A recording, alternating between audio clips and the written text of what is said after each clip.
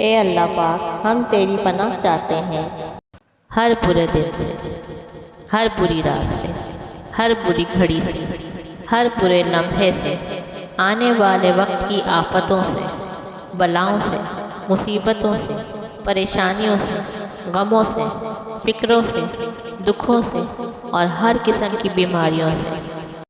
اے اللہ، ہم کو ہر لمحے اپنی حفظ و امان عطا فرما۔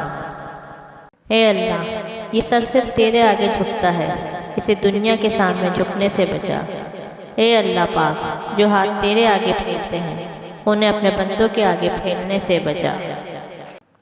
اے میرے مولا، جو ہمارے حق میں بہتر ہے بس وہ عطا فرما، اور جو نہیں بہتر اس کی سوچ سے بھی محفوظ فرما۔ اے اللہ، رحم فرما ان دلوں پہ جن کا حال تیرے سوا کوئی نہیں جانتا۔